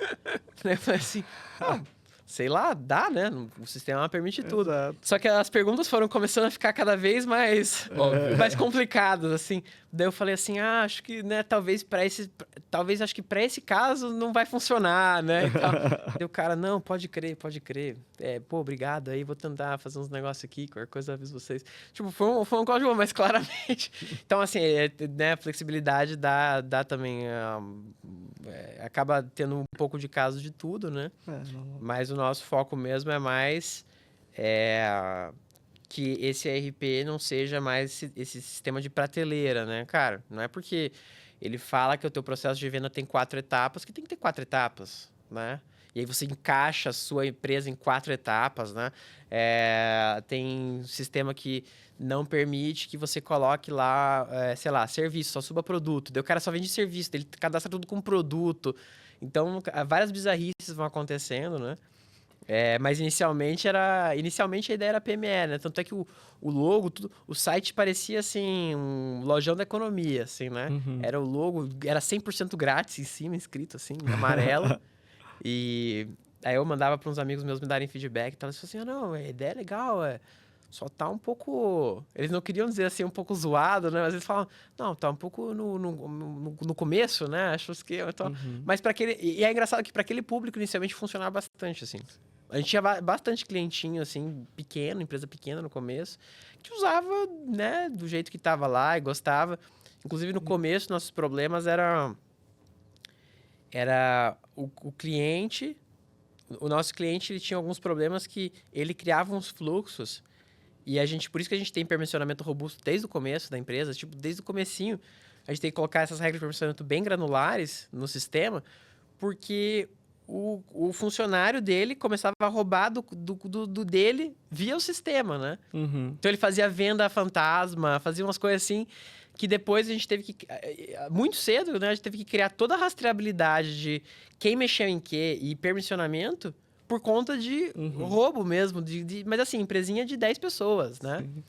Então, é engraçado que às vezes quase que o pequeno negócio, ele às vezes te acelera para um negócio enterprise por causa de um negócio que não acontece no enterprise, né? Mas é um requerimento deles, vamos dizer assim, que acaba trazendo a gente para onde a gente está hoje, assim. Mas no começo a ideia era essa, era vender pro brasileiro raiz, né? Pro empreendedor raiz. É a evolução natural de uma empresa. Assim como na Vox você viu que você começa a fazer um processo, esse produto atende tal cliente, você começa a não fechar um perfil específico de cliente porque falta tal coisa, você vai desenvolvendo o produto e atendendo o cliente maior naturalmente, assim.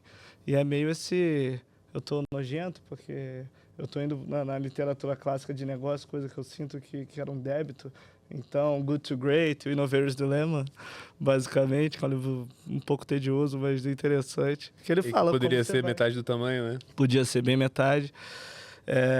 E que você vai evoluindo na lista de requerimento. Aquela tecnologia que era importante para o cliente pequeno, talvez seja importante para o cliente grande também, só que não tem esse retrofit de quem já atende aquela demanda de alguma maneira. Então, você vê que permissionamento é uma feature avançada que você deve começar de cara e faz muita diferença.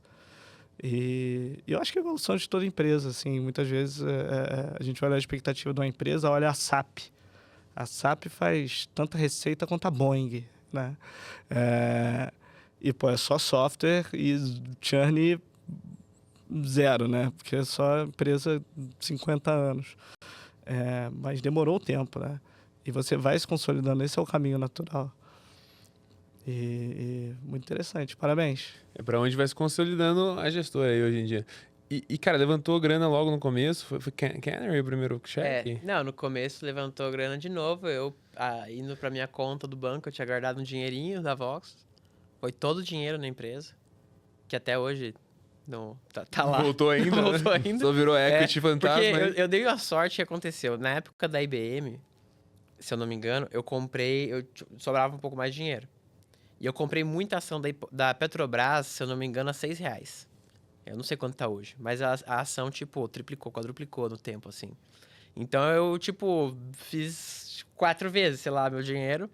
E esse dinheiro que eu tinha guardado, era por conta disso. E na época eu tinha comprado Bitcoin também, que tinha subido. Então, eu só dei eu tinha pouco dinheiro guardado, mas eu dava sorte nos investimentos. Então, eu tinha um pouco mais de dinheiro. E todo o dinheiro foi pra empresa, né? Então, naquele começo, basicamente, a gente se sustentava. E a gente, na época, com o Gui, a gente fez uma empresa de serviço para pagar as contas. Então, a gente tinha a Tunnelin, que era uma empresa de serviço de tecnologia. Então, cara, quero que faça integração lá pro meu time, porque eu tô sem tempo. A gente ia fazer integração. Pô, nosso site não... A gente ia fazer. Putz, preciso de um logo novo. Cara, a gente achava um designer, cobrava uma taxa no bolo ali, fazia entregar pro cara. Então era meio que um faz-tudo de tecnologia, como muita empresa de serviço, especialmente no começo, opera. E isso que sustentava a gente... Assim, sustentava o nosso tempo de trabalhar no gestor, né? Não é que o gestor... Tipo, não tinha muito custo no começo, que era... nosso tempo, né? A AWS, as coisas era muito pouquinho que gastava, não tinha cliente quase usando, uns 2, 3 ali não tem custo nenhum. Então a gente usava isso para sustentar a gente, mais o dinheiro investido. E nisso a gente rodou 7 meses, assim, 6, 8 meses. A gente tentou levantar um pouco antes, né? A empresa nasceu bem no finalzinho de 2019, 11 de setembro. Né? Por isso que eu lembro, 11 de setembro de 2019. E a gente foi no começo do 2020 tentar levantar dinheiro. Todas as reuniões com o VC marcada presencial. Na mesma semana estoura a pandemia, né? Todo mundo desmarca. Eu falei assim, pô, não vou chegar pro cara pedir milhões em Zoom, né? Num call, no Meets. Falei, não, vou desmarcar também, não vou fazer call. Deixei quieto. E lá em julho, junho que eu voltei, daí eu falei, não, cara, não vai passar isso aqui, a gente precisa levantar, porque vai acabar meu dinheiro, não tem o que fazer. Não tava mais conseguindo serviço direito, assim? Ou... Conseguia, mas assim, eu queria dar mais tempo pro gestor. Já tinha uns clientinhos pagando um pouquinho, assim, né? Mas era pouquinho, eu precisava de 1.000 daqueles pra começar a pagar minimamente a gente, assim, né? Mas tava crescendo, né? Bro, eu vou falar pra você estava correto, bro. Eu fiquei nessa aí de levantar dinheiro nesses meses, bro. Ninguém investia em nada. Não investia. A gente foi levantar a rodada, era o quê? Já até julho? A gente já queria desde o início, né? A gente ficou tentando desde o começo, né? Na época da YC, o YC foi em janeiro. E aí foi realmente terminar de levantar, foi por aí. A gente tava em Búzios, mais ou menos, né? Foi. Não, foi... Eu tô em São José, né? São José, São foi José. julho e agosto. Então, pô, demorou muito, cara. Todo mundo, eu falei com 68 fundos, 66, falou assim, não, animal, pô, time legal, ideia boa, pô, mercado muito super bacana, interessante. Pô, dura que não sabemos como é que tá o mercado, né? Como que vai virar essa coisa de pandemia e tal. Vocês não estão fazendo nada de trabalho remoto, que tinha isso também, pô, faz negócio de trabalho remoto. Você tinha essa ideia. E, pô, real estate a gente não sabe se vai mudar, se vai ser os robôs que vão começar a fazer visita. Exato. Era bom. Mas, bom, e aí, cara, aí você começou a falar com a galera e tal? Aí eu comecei, mas, assim, muito por um pouco de sorte, assim, porque na época eu tava morando aqui em São Paulo, dividi apartamento com o Eric da Gabriel, que veio o Otávio aqui. Sim. Da Gabriel de Segurança, né, de câmera. Tu morava com o Eric, eu não sabia disso, não. A gente fez GV junto. Vocês fizeram GV junto? Só ele fazia DM e eu fazia economia. O legal é que aquela época, daquele pessoal que a gente... da GV, bastante gente fez empresa, né? Então tem a Gabriel, tem a Algarria aqui de Salada, do Bruno, também da mesma época, a Brent Brella, do Fred. Tem um monte de gente que fez empresa, daquela mesmo bolo de gente da empresa Júnior. E eu morava com o Eric. Pô, salve pro Eric aí, pô. A gente vina demais. O Eric tinha levantado com a Canary. E era tipo, pô, levantou bastante, bastante pra época. E ele falou, não, você tem que levantar, senão você vai se fuder colocando dinheiro seu, não é sustentável, né? Senão vocês não conseguem crescer e tudo mais. Não, beleza, vou falar com o Canary. E o meu amigo trabalhava na Canary também. Então, eu só dei sorte, porque eu não tinha ninguém pra me indicar muito, assim, além do Eric e o meu amigo que trabalhava lá, né? Então, meio que eu consegui esse call com eles. E eu consegui o call com o Maia por causa de você. Aí que eu fui mendigar pra você. Falei, me apresenta lá. Daí se apresentou. Então eu falei com o Maia, falei com eles, falei com... Putz, um que é 3 letras, esqueci. GFC. Falei com mais alguns na época. Todos, assim, os melhores que tinham na época. E não eram tantos que nem tem hoje, mas tinha já bastantinho. Uhum. Puxa, a gente ia pras fases finais de tudo, assim... E o pessoal não respondia. Já era tipo... Já tinha passado junho, julho, era final de julho. E eu acho que na mesma semana a gente tinha tomado uma negativa da Maia e a Canary não tinha respondido ainda. Eu falei, putz, mas vou ter que pegar, sei lá, um empréstimo no banco, alguma coisa, né? Ou continuar com a empresa de serviço, né? Que ia atrasar bastante a outra empresa. E aí, eu lembro que acho que a Maia não investiu, ó, pelo menos a justificativa era alguma coisa do tipo, nesse ticket não consegue ser alguma coisa grande, uma coisa assim. Porque na época a gente cobrava, tipo, R$19 por usuário, uma coisa assim. Mas a ideia era SMB, né? Então não podia cobrar, tipo, 500 por Sim. usuário, né? Mas era mais ou menos essa justificativa deles e tal. Mas a gente tinha avançado bastante, a gente conversou com todo mundo lá. O Canary tava demorando um pouco para responder, mas dentro do prazo, assim, acho que fizeram tudo no prazo certinho. E aí eles deram a proposta fora do que eu tinha pedido, bem abaixo, assim. Mas aí, cara, Melhor que fazer serviço, eu né? gostei, eu gostei, assim, dos calls com eles pareciam bons, meus amigos gostavam bastante deles. Eu falei, cara, vamos lá, né? Vamos começar aí e tal. Então, eles investiram no começo. Com quem que era? Marcos. Era com o Marcos. Era com o Marcos e o Felipe e tal. Todo o pessoal que tá lá ainda. E aí eles apostaram, assim, o gestor, cara, acho que o mérito, a nossa receita era, sei lá, era R$400 no mês, porque eu tinha umas empresas perdidas lá que estavam usando o sistema e tava crescendo. Não era zero, né? Mas já era alguma coisa. E aí a gente conseguiu, logo depois disso, alguns anjos, né? Que daí vieram porque a gente tinha levantado e aparece os anjos e tal. Então conseguiu um pessoal legal logo em seguida. E isso nos deu, tipo, 1 ano de dinheiro, assim. Mas nessa, tipo, a Loft começou a usar, né? Então já... Ou não? Não, demorou um tempinho. Demorou? Demorou um tempinho. Porque não foi que, assim, não foi uma indicação direta deles pra usarem a gente. Foi, tipo, alguém marcou um post, alguém num post nosso do gestor lá, que a gente postava bastante, tipo, de feature nova e tal. Alguém marcou uma pessoa que trabalhava na Noma, que era uma das empresas da Loft, na época a Loft comprou. E aí a Noma começou, se chamava Hotel, acho que o Hotel na época. Sim, sim. E aí virou Noma. Daí a gente pegou antes, quando era o Hotel ainda, virou Noma e eles começaram a trabalhar com a gente. Na época eu lembro que era fazer negócio das camareiras lá. Camareira, gestão de camareira, que era tudo em grupo de WhatsApp, né? Vai limpar o quarto 503, né? E aí virou tudo app. Ela sabia qual quarto tava ali sujo, onde ela tinha que ir, o que tinha reserva, não tinha reserva, tudo atualizado, tudo no celular, automatizado. Legal, Tinha um hein? painel de quem estava acompanhando as operações para ver o que precisava ser feito, onde estava sendo feito, quem fez, que era a limpeza. Se alguém esqueceu um casaco, dava para tirar uma foto, mandar, já ficava linkado com a reserva do cara, que era aquele cliente. Pô, maneiro. Então deu pra fazer bastante coisa legal com eles, assim. E aí meio que o legal é que a gente entrou num nicho que a gente não sabia que ia gostar tanto da solução, que a gente meio que pegou vários players de hospitalidade, né? A gente tem vários desses que são essas empresas que às vezes gerenciam as reservas de Airbnb, Booking, né? Vamos dizer que você lá tem 10 apartamentos, agora que você tá aí cheio de dinheiro, né? Estourado. Só podcast. Só com os patrocinadores aí, graças a Deus. Obrigado, galera. Você começa a alugar eles no Airbnb, você tem que dar limpeza, abrir e fechar, não sei o quê. E essas empresas fazem isso, né? Toda essa parte de gerencial. E aí eles precisam de um sistema muito customizado, porque cada operação é de um jeito que eles operam. Por isso que a gente consegue resolver bem o caso desses caras.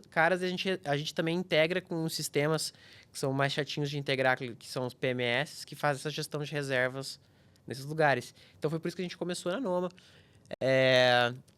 Isso aí, quando que você migra de PME pra, tipo, de fato, começar a trabalhar no code mesmo, assim?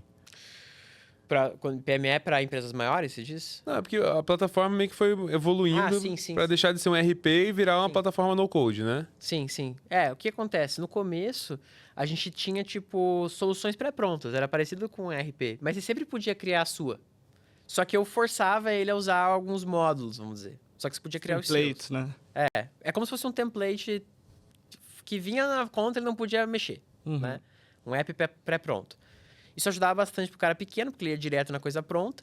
Só que tinha a parte que era flexível. Só que cada vez mais as demandas desses clientes que já usavam os outros apps eram de coisas novas. E aí ele precisava de ter flexibilidade porque ele queria que fosse de tal forma. E a gente foi gradativamente aumentando o número de funcionalidades que permitiam que ele customizasse, que ele tivesse uma mais automação, que ele pudesse mudar a cor, que ele pudesse ter uma visualização para o celular e assim por diante. Então foi meio gradual porque os problemas demandam flexibilidade, né? Não é... por exemplo, eu não sabia o que era no-code, low-code. Eu fui descobrir... Alguém me falou, tipo, um ano e pouco depois que a gente já tinha empresa. É parecido aquele Airtable. Eu falei, sei lá que Airtable. Nem sabia que tinha Airtable nem nada. Aí fui ver, falei, não, é parecido. Daí várias coisas parecidas em termos de conceito e tudo mais. Então, meio que sem querer, né? Assim como, tipo... sem querer, a gente vira uma empresa de AI. Não é porque necessariamente AI tá no hype, é porque, por exemplo, no code nunca foi muito com hype. Foi um negócio esquisito que acontecia em paralelo com as outras tecnologias, quase, né? O AI, pra gente, é um milagre. Porque a parte mais difícil de você ter algo customizável é alguém que customize. Tem duas partes difíceis. Você saber o que você quer e como. O como é muito mais difícil de saber o que você quer. Então, se você sabe pedir, hoje já fica muito melhor seu app e constrói relativamente sozinho tudo o que você precisa. 80%, 90% sozinho. Porque hoje você pede pra IA, ela constrói no gestor pra você, né? Você não tem que nem saber mexer direito, só tem que revisar. Não, e eu quase me atrasei aqui porque o pessoal subiu hoje pra teste a edição dos apps em... Vamos dizer, depois da criação, você conseguir editar como se fosse um cursor, né? Um V0, um não sei o quê. Você tem o teu app pronto, você fala assim...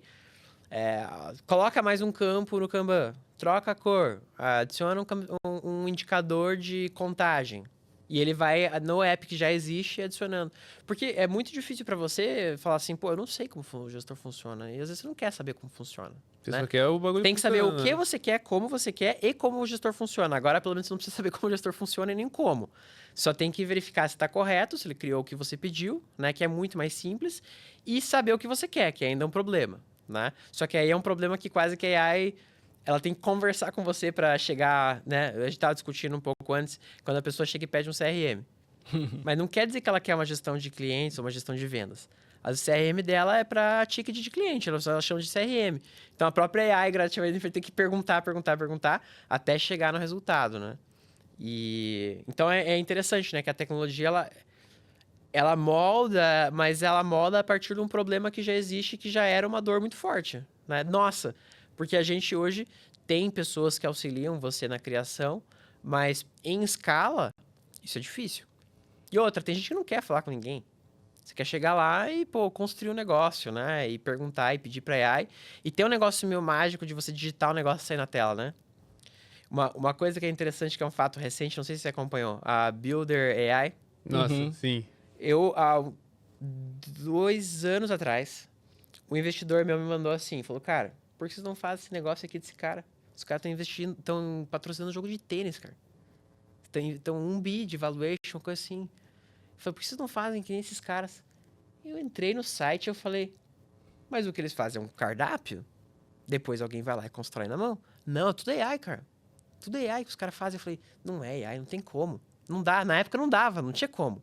O GPT era nem o 3 direito. Não... Pra quem não sabe, essa história é o Builder AI, eles tinham, na real, eles falavam que era AI que construía, mas na real eles tinham 5 mil indianos, acho. Né? Era, tipo, eles iam em outros países, na Índia, e assim, vamos dizer, se falava assim, quero um app de, né, gestão de pedidos. Aí você desenhava um pouquinho do seu app, que por isso que eu falava que era um cardápio, né? Ah, quero que tenha um menu, quero que tenha um não sei o quê. E aí ele tinha preço por coisas que ia pedindo, e fazia um carrinho, você comprava, era isso. Só que não saía o app na hora. Nunca saía na hora. Então, o que acontece? Chegava lá no computador do indiano, faz aí um app de pedidos com esse amarelo, com esse logo. Aí o indiano começava a fazer lá o app de pedidos, e aí voltava pro cara, o app voltado feito por AI. Só que não tinha. Só que eu não sei, pra mim era óbvio que não tinha AI. Mas só que eles falavam que era, tipo, tudo era quase feito era só supervisionado por humanos. Por isso que demorava. Ele supervisionava digitando. Então. Só que não tem um porquê ser supervisionado. Então já me deu preview. Pode não ser uma entrega, mas podia ter me dado preview, né? Sim. Hoje em dia ainda tem milhares de indianos, só que eles estão labeling images, né? Eles estão só rotulando o dado. Mas o ponto sai na hora, que ferrou um pouco eles foi, talvez, né? Acho, pelo menos o que o pessoal fala, é você falar que foi 100% mas naquela época. E aí o meu investidor falava, cara, será que a gente é muito tosco que a gente não tá conseguindo fazer? O que esses caras estão fazendo, né? E não era barato o app, né, por cima que eles construíram. Era uma empresa... E era estranho, porque era uma empresa de no-code, de top de linha, na Europa, que é um negócio esquisito ainda, né? Uhum. Então, se fica meio assim, não tá certo, né? Pra mim, era óbvio que não tinha AI. Só que pro investidor na época, pra eles, não, é AI, cara. O Você fica assim, SoftBank não, cara. investiu neles. Cara, é alguma coisa que eu não tô vendo, né, cara? E a gente assim, pô, cara, o que a gente tá fazendo de errado? Será que os caras são muito bons em fazer esse menuzinho no começo? A gente tinha que fazer, tipo, só pra deixar mais claro pro cliente o que ele quer construir e tal. E aí a AI foi uma benção, uma AI de verdade, né? Sim. Que cara, você pede e constrói, né? Então, tanto é que a gente faz hoje, a gente faz uma live por dia. Cara, podia dar tudo errado nas lives, né? Mas a gente tá lá, construindo ao vivo pro cara ver que funciona, que clica, que a AI gera, né? E faz parte de você tentar mostrar um pouco da realidade, né? E não falar assim, agora tá aqui processando, volta semana que vem. Pô, não existe esse software, né? Pior que eles estavam, curiosamente, até bem posicionados para colocar AI, né, cara? Já conseguia fazer o cara Não, mas dizer todos o que ele quer. Todos esses casos grandes, eles estavam... Podia ter dado certo, né? O cara tá entre ser uma fraude e um gênio ali, ele tá muito Exato. próximo, né? Exato, porque a parte mais difícil que é encapsular o que o cara quer, ele consegue fazer, mas tem um caminho muito grande em customização de software, cara. É bem interessante. Mas quando saiu a notícia, eu mandei pro meu investidor, mandei pra ele o link do ele, não, pô. E o print da mensagem anterior dele. Olha o que você falou. Não é assim, né? Não é assim tudo. Caraca, bro, esse momento deve ter sido uma delícia. Né? Não é que foi engraçado só, porque eu já tinha achado estranho. Assim, não é que ele não pesou muito nessa, mas ele falou assim, cara, alguma coisa... Ele tava certo, alguma coisa certa esses caras estão fazendo. Sim. Porque eles estão conseguindo levantar e estão cheios de clientes, segundo eles, né? Oi, e o Y Combinator ainda conta na história? Cara, o IC entra pra nos salvar, basicamente, que daí esse dinheiro, a gente não levantou muito dinheiro. Dava Foi o quê? 300 mil reais? Foi um negócio assim? Foi 330 mil dólares. Dólares. Só que daí a gente contratou programador, não sei o que, tudo Achou que mais. tava rico. Não, até assim, não gastava... Fechou o escritório, não? A gente nunca teve dinheiro Grandão. suficiente pra gastar pra caramba. Né? Champagne Shower nunca rolou. Sempre que... Pô, esse mês vou colocar, sei lá, 10 mil em ads, né? Eu queria ter esse momento. Não tem, nem isso a gente nunca chegou a fazer nesse sentido, né? Então era muito pra financiar ali o time, né? Mas o nosso dinheiro tá acabando, assim. Acabando. Quando tá chegando perto, porque a nossa receita também não é que tava crescendo pra caramba. Nesse tempo, a gente tava construindo muita coisa, né? Especialmente a parte de no-code. Você criar a plataforma por trás é demorado, né? Tipo, e você não ganha, às vezes, uma venda de cara porque o teu permissionamento tá robusto, mas você ainda não tem um indicador, né? Que é um negócio mais simples, vamos dizer assim. E aí, o IC, eu tentei 3 vezes, né? Na verdade, eu não sabia que era o IC. Você que me falou que era o IC. Você falou, tipo, não, o IC e tal, a gente acabou de passar, é bom pra caramba, não sei o que. Eu falei, puta, era aceleradora, não sei se estavam jantando, aceleradora, putz, negócio esquisito. Daí ele falou, não é tipo as aceleradoras que você tá pensando. É outra parada, esquece, paga. Historicamente, no Brasil, acelerador é só golpe, né? Apaga isso da tua cabeça, é outro esquema. Aí que eu falei, não, vou dar uma olhada. Eu fui pesquisar e eu não me liguei que o Paul Graham tinha relação com o IC. Aí o Paul Graham você acompanhava já. Eu acompanhava. Já tinha os textos, mas gostava pra caramba. Relação Você criou, tá só ligado? sabe esse detalhe sobre Mas, o Paul Graham.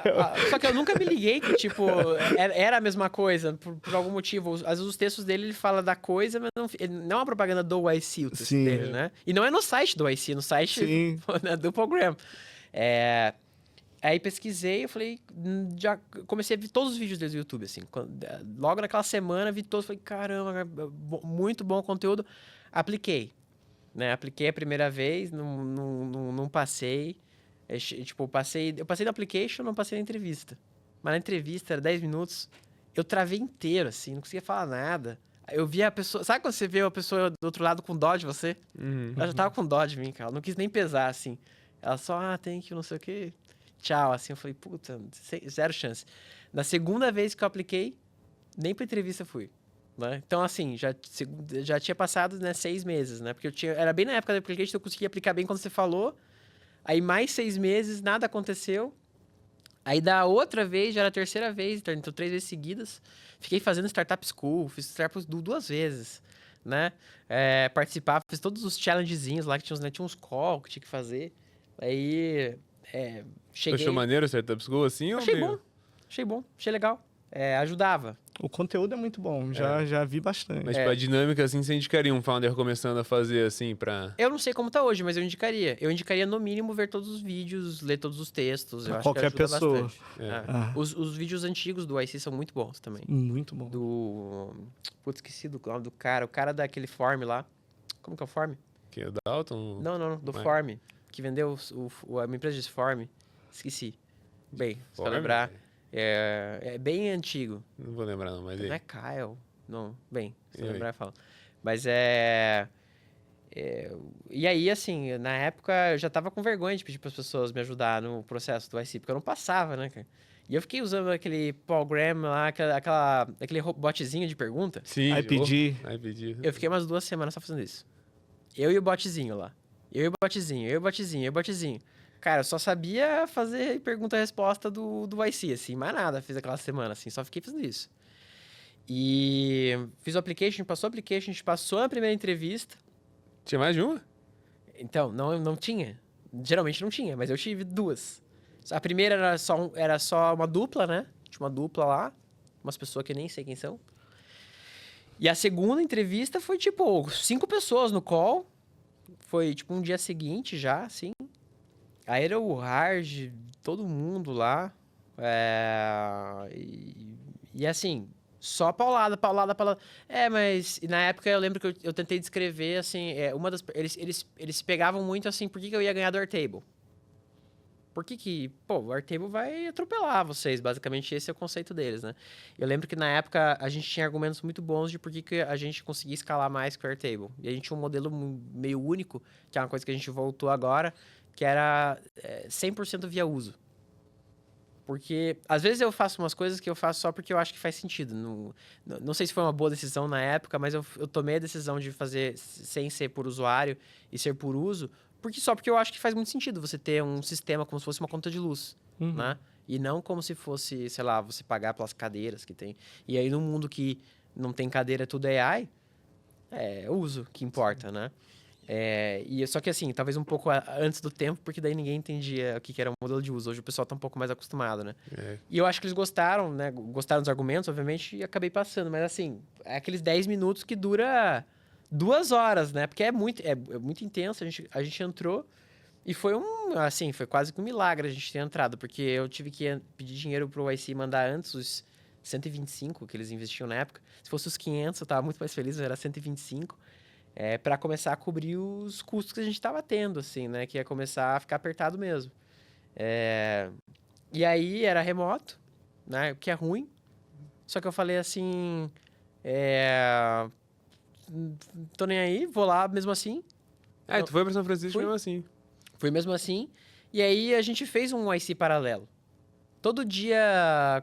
Quase todo dia, vamos dizer assim, depois das 6, o pessoal se encontrava, todo mundo bet, assim.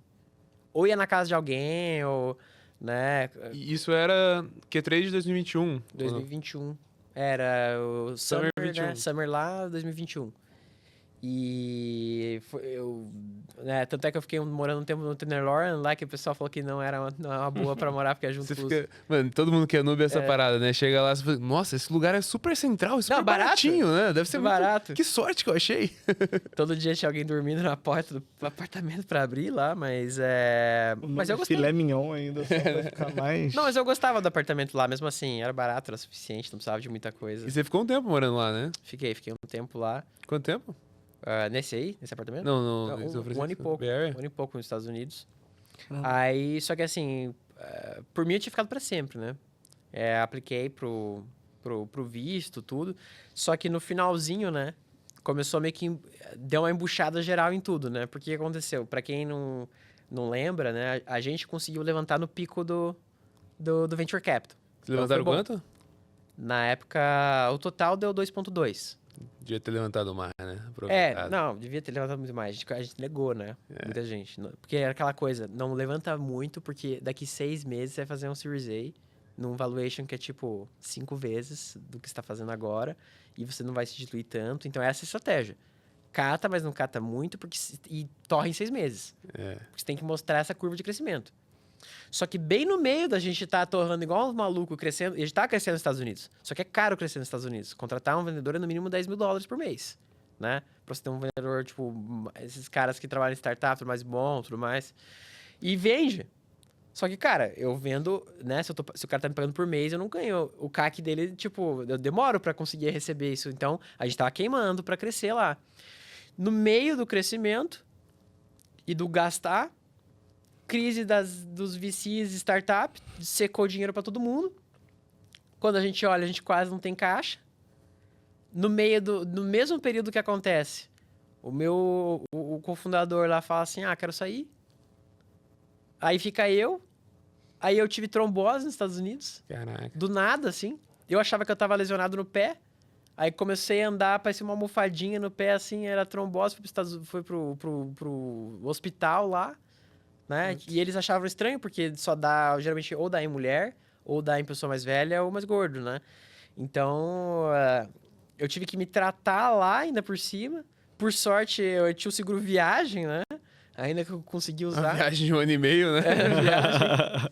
E cobriu parte dos custos. Não tudo, né? Mas assim, já ajudou, né? Mas era aquelas tromboses de vacina, será? Ou... Segundo os médicos americanos, sim, né? Mas assim, não sei afirmar, né? É a única Doideira, coisa né? que poderia ter levado a isso.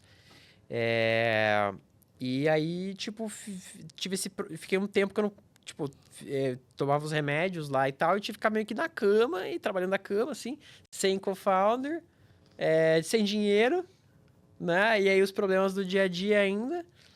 E, cara, e tem que dar um jeito, né? E tanto é que, tipo, por isso que pra gente hoje ser lucrativo é um negócio que foi depois de muita coisa deu errado até a gente começar a ter um pouco mais de tranquilidade, assim, né? E acho que uma coisa legal é o time, exceto, né, quem saiu, né? Se manteve muito junto, né? Pô, continuou acreditando e continuou batalhando ali, continuou construindo junto com a gente. Então, o nosso time é quase gente que a gente... Acho que o último que tá lá, que a gente contratou, já deve estar há mais de 1 ano, 2 com a gente. Então, é o pessoal que tá... Tem gente que começou em 2019, 20 e tá com a gente até hoje. Pô, que loucura, cara. E hoje, então, cara, mais de 120 mil clientes já. De lá pra cá, evoluiu muito o produto em todos os ramos de IA. Eu tô fazendo esse sumário porque os 10 minutos da YC são muito rápidos, mas as 2 horas do GigaCast passam no piscar de olhos, velho. E, merda, queria ter ido muito mais longe aqui nessa conversa, mas, porra... Cara, eu mesmo não sabia a história em detalhes e eu amei saber mais detalhes, cara. Parabéns, inclusive, pelo break-even. Cara, De pô, verdade. é um baita marco agora, pô. Pô, e teu negócio é animal também, que ele é muito, tipo, pô, talvez é um pouco mais difícil de crescer do que vários negócios, mas ele é muito defensável, assim. O switching cost é muito grande para trocar depois que a empresa inteira já tá acostumada Muita a usar margem, e que é tudo muito mais. bom também. E a tendência é que depois que a empresa começa a usar, ela vai expandindo cada vez mais, fazendo mais coisas dentro também, ainda mais agora com a IA e tal. Cara, mas pelo que você tá contando, assim, tem uma coisa que eu pensei assim, cara, eu acho que vocês deveriam investir bem mais nessa narrativa do tipo, pô, o gestor é a coisa que faz a pessoa ser promovida, tá ligado? Eu acho que isso é muito verdade, né? Tipo, uma empresa, depois que arruma esse champion dentro da empresa e consegue automatizar o processo, tipo, sei lá, mano, mesmo a gente que é empresa de tecnologia e tal, tem muita coisa que a gente não vai meter o dev pra arrumar, né? Porque, tipo, pô, tem um monte de coisa nova pra construir, tem essa tretinha aqui, tá ligado? Pô, não vou colocar meu dev fazer isso. Tem um guerreiro com a gestor lá, velho, que fala assim, não, deixa que eu arrumo essa treta aí, cara.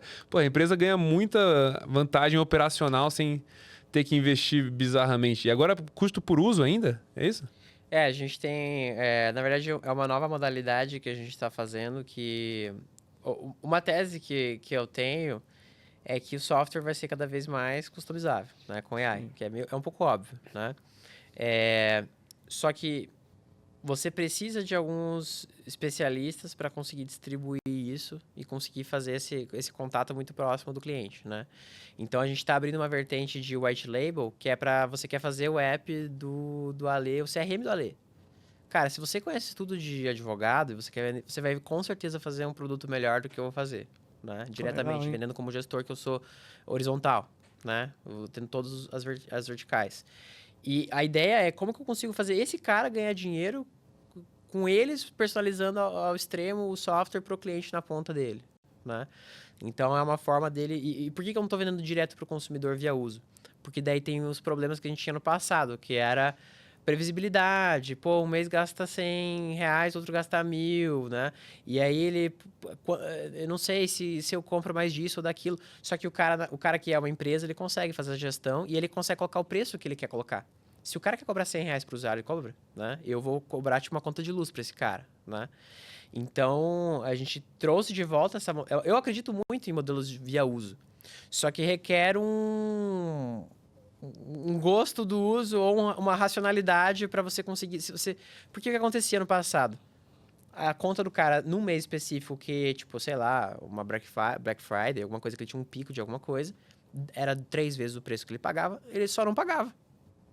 Não pago e vocês que não desliguem o sistema pra ver o que acontece, né? E a gente só ficava rendido, né?